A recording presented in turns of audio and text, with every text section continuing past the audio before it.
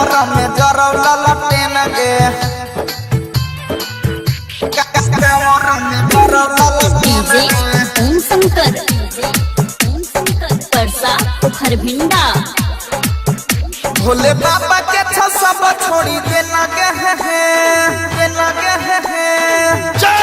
भोले बाबा के सब छोड़ी देना गे तोरा कामर में जरौला लटेन गे तोरा कामर में जरौला लटेन गे सब कंवरिया में छी छोड़ी देना गे तोरा कामर में जरौला लटेन गे तोरा कामर में जरौला लटेन गे Presented by Tiger Music। DJ Om Shankar Parsa Kharbhinda. हेगे चलै छे डगरिया त जर भूक भूक गे कामर के तोहरा गजबे छलुक गे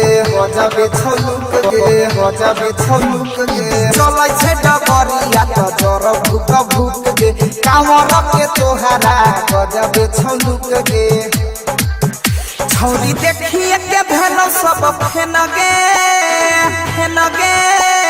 छौरी देखिए के भेल सब फेन गे तोरा कामर में जरौला लटेन गे तोरा कामर में जरौला लटेन गे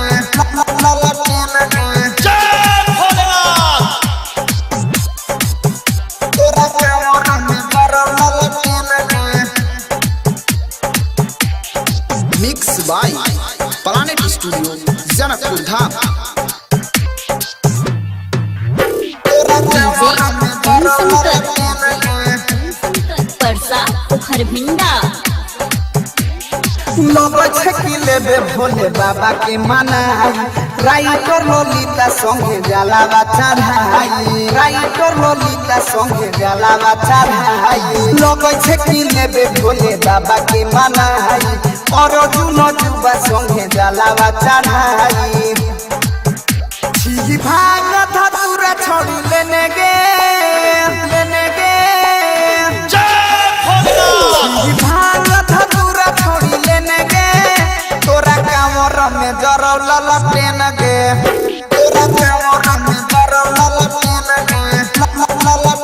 गे mix by planet studio Janakpur Dham.